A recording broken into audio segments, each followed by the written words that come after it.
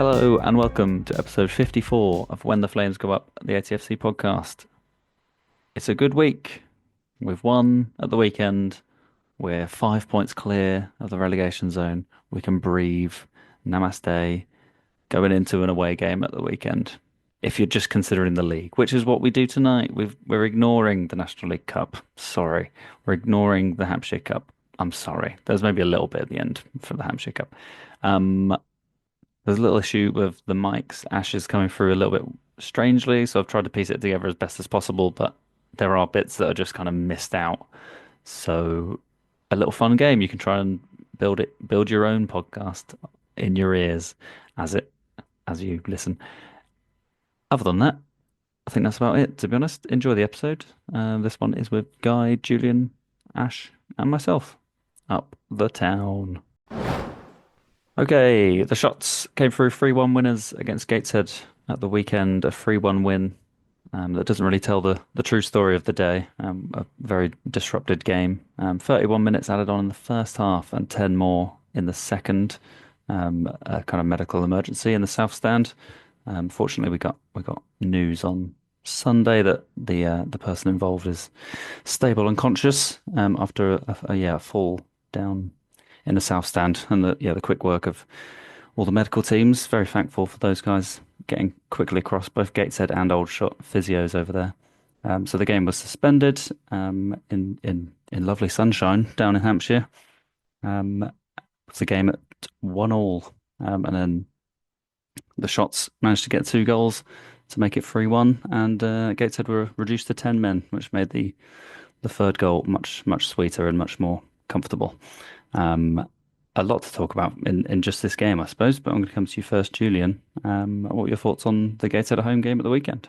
Yeah, hi Will. It was a crucial game in many ways, wasn't it? I think the fact that they went ahead so quickly, it was vital that we got back into the game as quick as we could, and I was really pleased to have that response because I think as longer it had gone on, as Gateshead in control of the game, it would have got harder for us. So yeah, really pleased that happened. Um, and really good to see Barrett scoring again. I thought he might have just gone off the boil a little bit. So really good to see him get his 12th league goal of the season. But I just think the day in general, everything went our way. I think everything went our way. You know, Dewhurst made the saves when he needed to. We got the player. We didn't get the player sent off, but the Gateshead player was sent off probably just at the right time. I thought Tommy made the substitutions at the right time as well, and also it was great to see Ryan Jones down the left-hand side a little bit more than he has been recently. So I think all in all it worked well. I have to say, I think some of our goals perhaps we were a little bit fortunate in that you know, if you're a Gateshead supporter or manager, you'd probably be arguing that they should have they made mistakes for all of the goals. But you've still got to take advantage of those mistakes, haven't you? So, you know, that's the thing that we did really well. And again, great bit of quick thinking from Theo for the second goal, which actually again swung the game just at the right time for us. So, I mean, all in all, great result. I think I mentioned it on our WhatsApp group that I was expecting a home win because it's a playoff team. And you know, if you look at our record this season, every playoff team, I think bar Barnet, who've beaten us, we've got a result against all of them, whether it be home or away.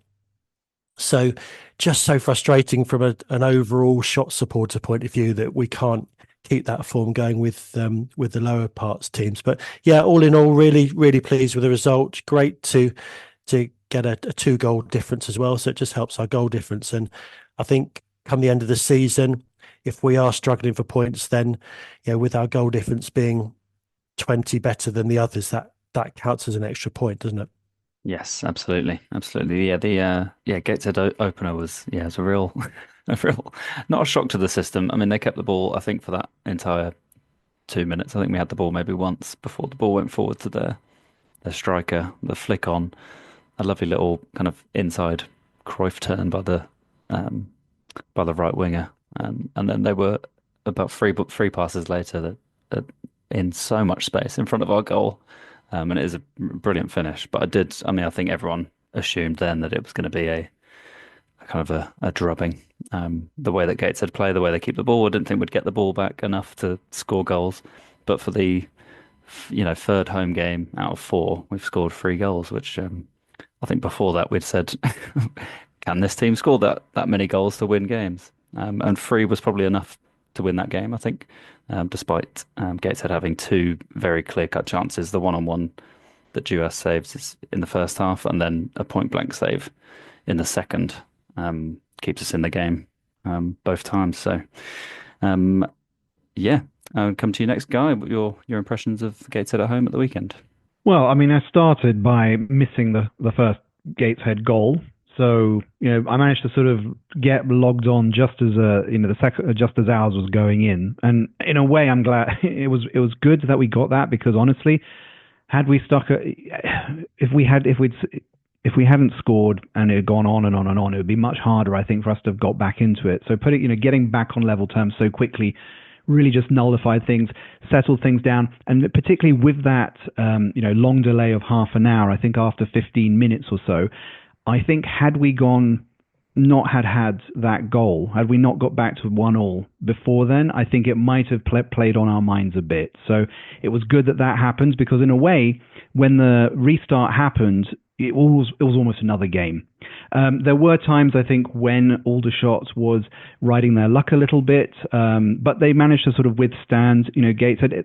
I think there was a little bit of bittiness about the game, but I think once Aldershot then managed to get three ahead, I felt very confident because what we have seen in previous games, and we've talked a little bit about this.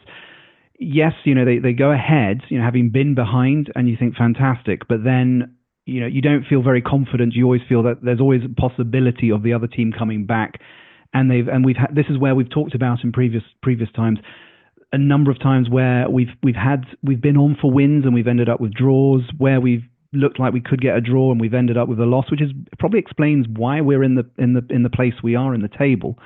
So I think that was very good, and what was really, and I was struck by listening to Tommy Widdrington, in his post-match interview as well. What was really striking, and I think this is something that sort of comes to what Julian talked about in our WhatsApp group afterwards, because Tommy was basically saying, look, we've got a number of injuries.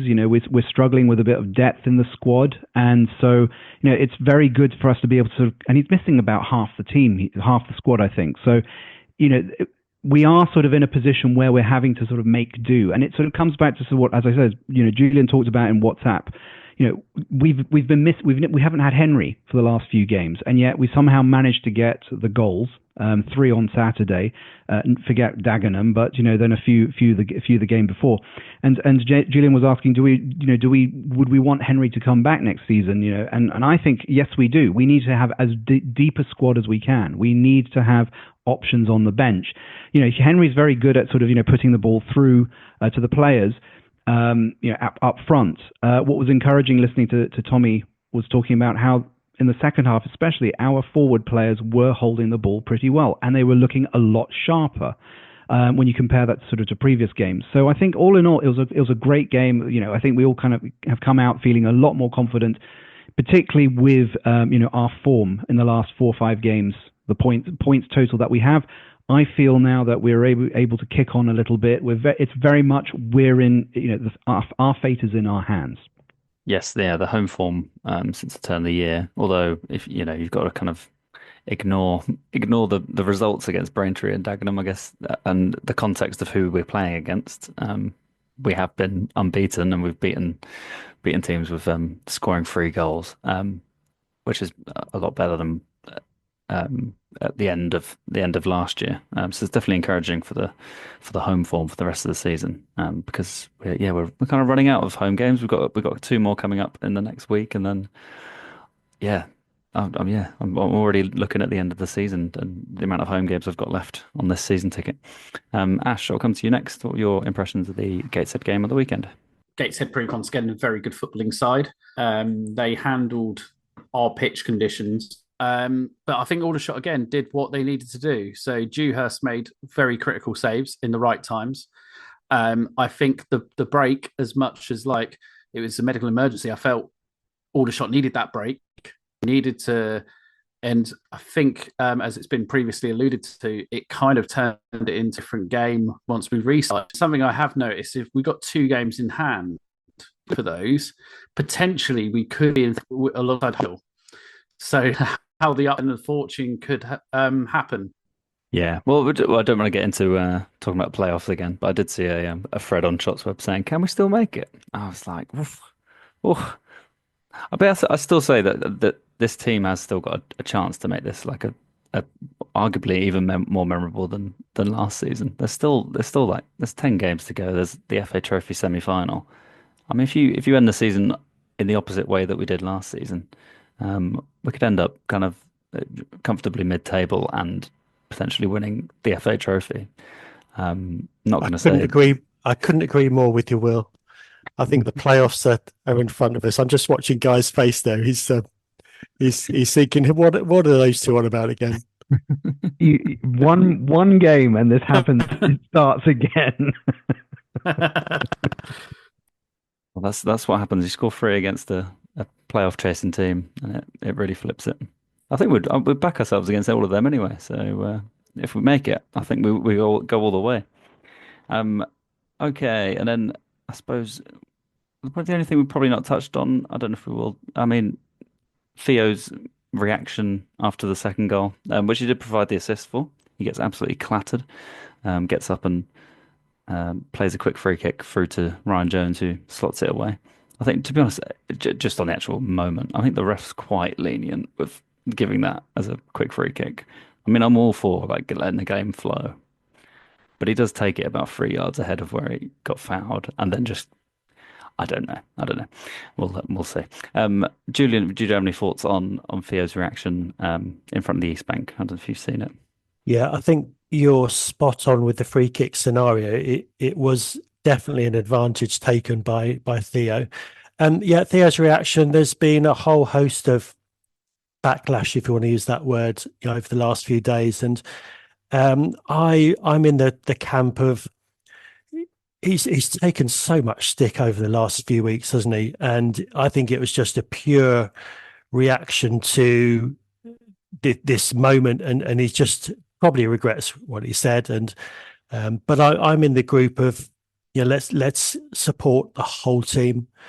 Let's get behind everybody, even if you like the players, even if there's players you don't like. This is the time of year when they need us the most, I think. And forget what's happened, I think, is the best way to look at it, and get behind every single player. That's my personal opinion. I know others won't agree with that, but I just think this is the business end of the season, is that we need to get behind every single player. Yeah, definitely. Yeah, so I think it'd come as well during that game. I think it's shown in the highlights when one of their players goes through in the second half is the kind of pass across the face of, not the face of goal, across the defence that goes missing straight to a Gateshead player.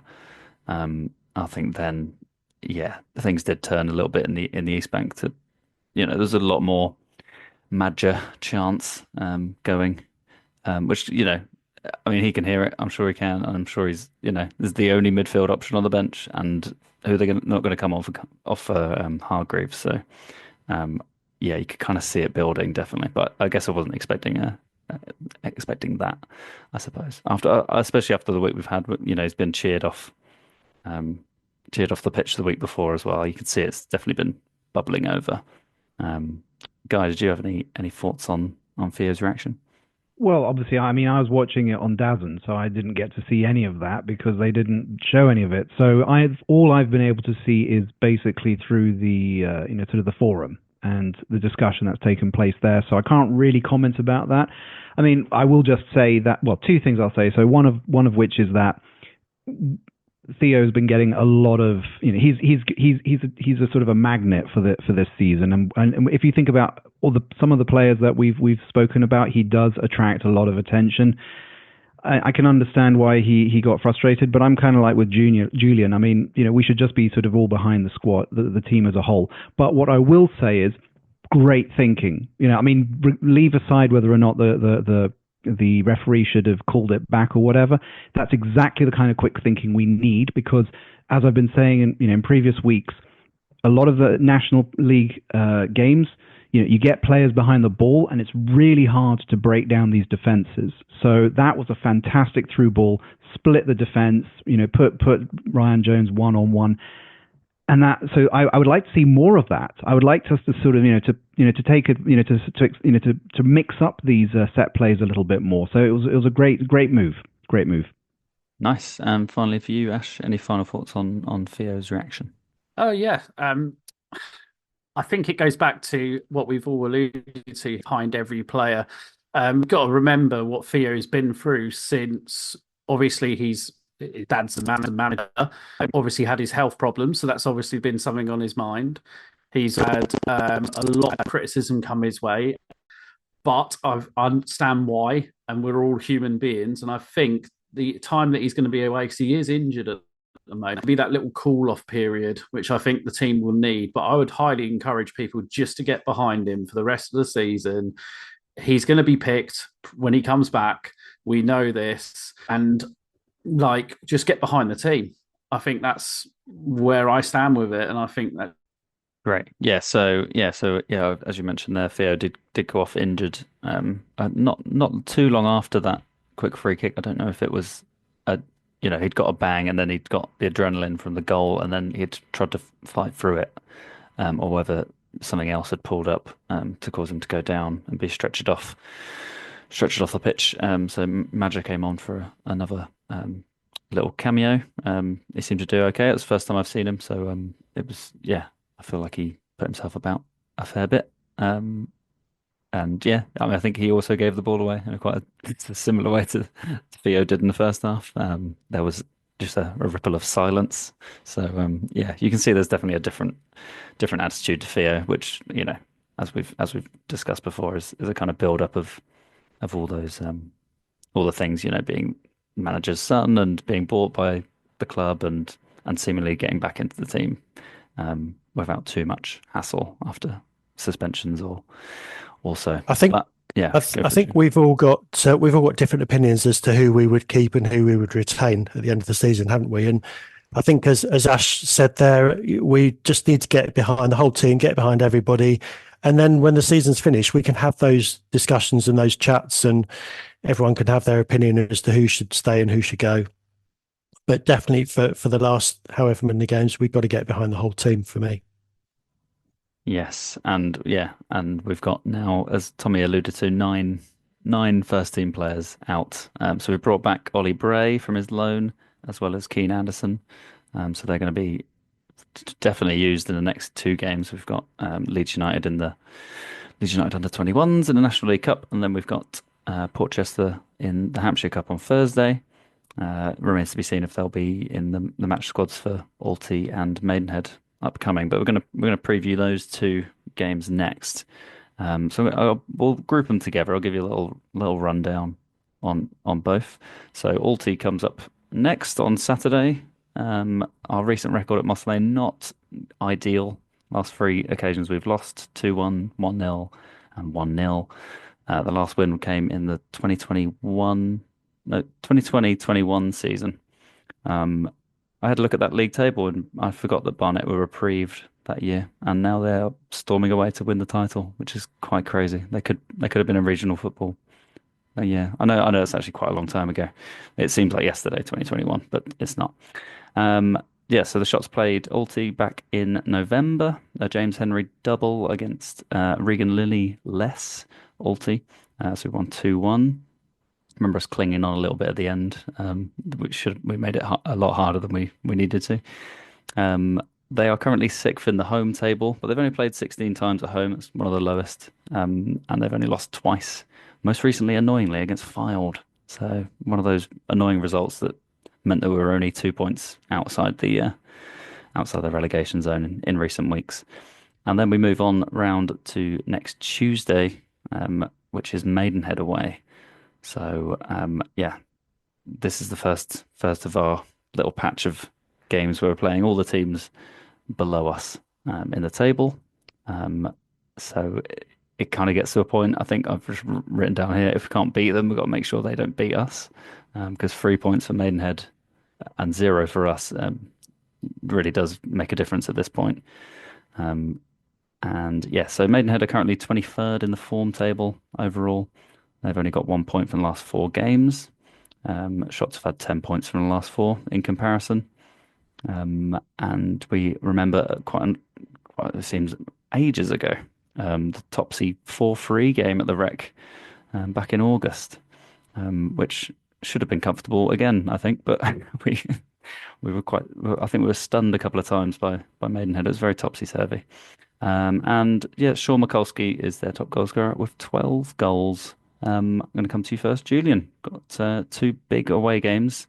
Hopefully, they're not the same as the Eastleigh and Southend double that we had a few weeks ago. Yeah, and I remember saying then, Will, that I was really optimistic for those two, I think.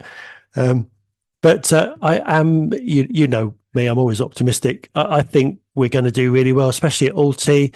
I think we're going to go there and get a result. The reason I say that is that we've beaten them already this year, and they're another team in the playoffs. So we're playing much better against the teams higher up the league. They are inconsistent at the moment. As you said, they lost at home to Fylde. They lost on Saturday, I think, 1-0. And yeah, there's opportunities there. I don't go to any away games at the moment thinking that we're in for a real pasting. I always believe and feel that we're in with a chance of these games. So, I would be looking for probably 4, perhaps even 6 points from these two. The Maidenhead game for me, I would prefer to look at it as this is a great opportunity to kill them off, because if we can get 3 points on them, again they're in a real bad run of form at the moment. It's a great opportunity for us to put them in with the Bostons and the Ebbsfleets. 2 down, 2 to go. I think if we can beat Maidenhead, it'll be 3 down and just 1 space to go, and I'd be feeling even more optimistic than I am at the moment, if that's what we can do. Nice. I'll come to you, Guy. What are your thoughts on the upcoming away games? Yeah. So, I mean, as Julian says, we tend to do better against the teams that are above us. So maybe there's something in that. I mean, I was looking at the odds though. I mean, it's looking more odds on for a home win for Altrincham than for Aldershot to pull out the win. So if we do have the odds stacked against us, but perhaps that's what we need. We seem to do well against the teams better than us. I don't know what it is that why we've got the fire up for that.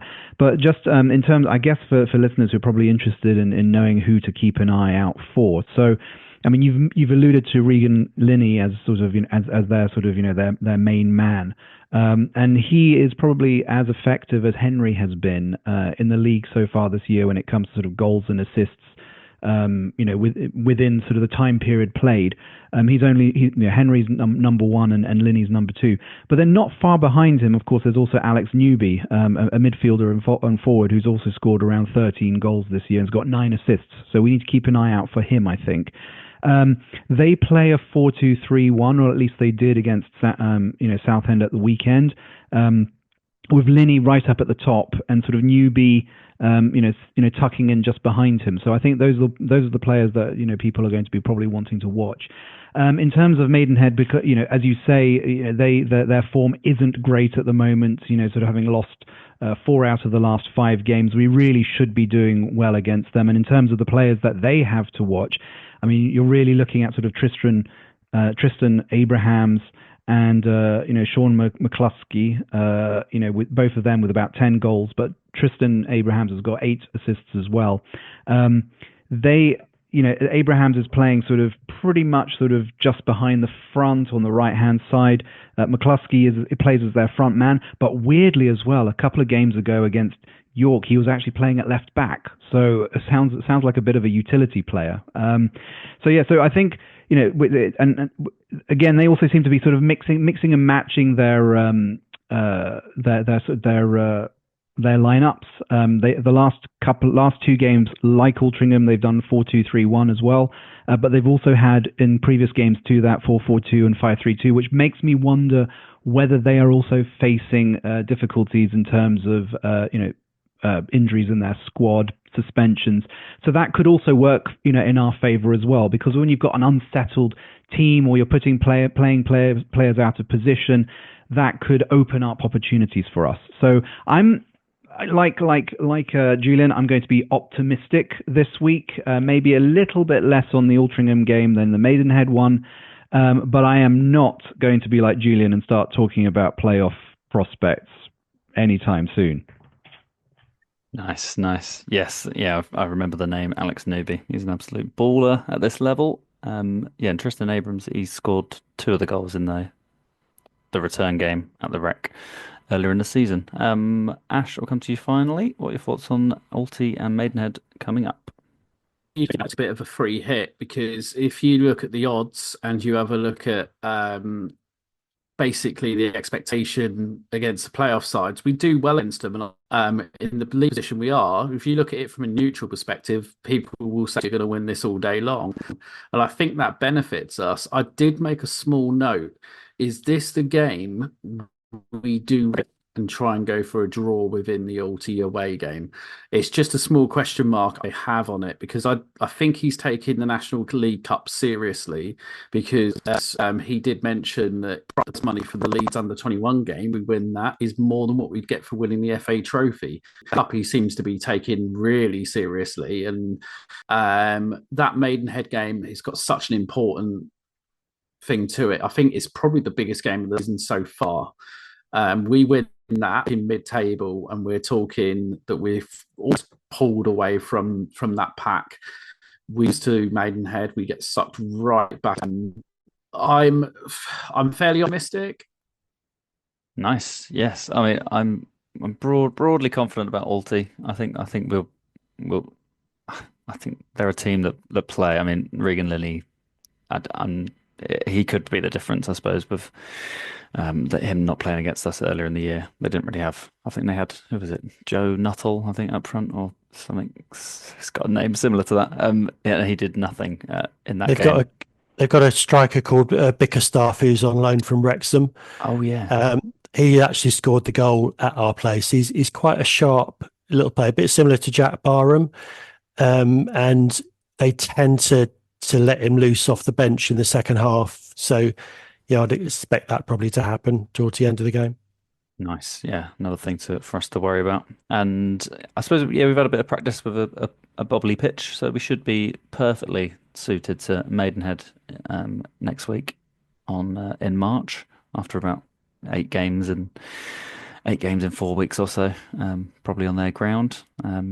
So yeah, looking forward to that one. I'll hopefully make it. And yeah, I'm thinking, yeah, 4 points from those games, I would snap your arm off for now, because I think that probably puts us above Woking with a game in hand that comes the week after at Wealdstone. So it'd be nice to be above them before we play them in the FA Trophy. Yeah, can I just come in on that one? Because you're talking about if we come in with 4 points, that's great, because I've been talking about this a little bit with you guys on WhatsApp, which is, how many points do we need to stay up and to be confident of National League survival? And I'm thinking roughly give or take about 50 points. And what's been really encouraging is that we've managed to pretty much move from about 30, what was it, about 30, 31 up to 40 in the last few games. So we've still got 12 games to go, and we just need to get 10 points. So I think, I'm broadly confident and comfortable with where we are. And so if even, in a way, the Altrincham game is a bit of a gimme. If we don't take it, that's fine. I think, we still have enough games to play where we should be able to get the points that we need. Yeah, and definitely. Oh, it's going to come down as well to managing the squad. I mean, who's going to be able to give us 90 minutes against Alti and Maidenhead if they've played some minutes this week? I mean, I think that's going to be the biggest challenge for Tommy this week. And yeah, the other thing to mention there, Will, is a lot of the players that are playing haven't got 90 minutes in them at the moment. So yeah, he was very cute with Ellison, just giving him 60, and he was struggling and blowing after 60. Luke Jenkins, who I absolutely love Luke Jenkins, by the way. You've got to be so careful with him as well. And he had sort of that super 30 minutes. So, it's going to be a real interesting mixture of who plays when and who plays where, what, and how many minutes they play as well. And does that also, and I guess if you come back to, remember at the start of the season, they were talking about, the management was talking about having starters and finishers, right? So, at the time, because at the time we were a little bit frustrated when we saw some players being taken off and thinking, we could still keep going. But now we're kind of into the meat of the season. Given that we're still firing on 3 different cups at the same time as doing the league, we really do need to be able to rotate the squad. The difficulty, of course, is that we've got so many that are also out, which is a problem. And it just comes back to the fact that it is a squad game now. It's not the first 11 on the pitch anymore. You've got to be able to have the depth on the bench as well to be able to to see it out. So it's going to be really interesting, given that we're effectively, because you alluded to at the start of this call, that not only do we have these 2 league games coming up in the next week, but we've also got 2 cup games. So we're talking 4 games over the next 7 days, and 90 minutes is going to be a challenge for any of the outfield players, I would imagine. Yeah, absolutely, and we don't have 2 starting 11s unless we do fill that Hampshire Cup squad with youth players, which fingers crossed we do, and don't risk anyone. I think we need points in the league, and I think we should. If it comes between trying to get 3 points at Alty or getting through in the Hampshire Cup, I think we need to focus on Alty and rest those players as much as possible. Okay, we've got less than a minute, so all I've got time to tell you is that Woking FA Trophy at home is going to be a 12:30 kickoff. So I can't invite any discussion on that. That just is what it is. Thank you, Guy. Thank you, Julian, and thank you, Ash. Thank you. Cheers, guys. Thank you. I did some digging on Portchester, and apparently they are stellar at the moment. First in the league with 26 wins, 4 draws, and a loss. 82 points, 13 points ahead of second. So if you put the junior team in, they're going to get hammered. Yeah, Brett Pittman as well. Yeah, not too bad. I see you're wearing the Argentina strip. Yeah, I've been wearing it all day, to be fair. It's my gym / sitting around the house shirt. So Lauren Tollard shirt for me. I know. I looked at his record earlier. I'm absolutely obsessed. Can't get him out of my head. You need to call a restraining order on you at some point. Maybe. Yeah, if I go there, if you see me buy a ticket to Port Vale, then then you know.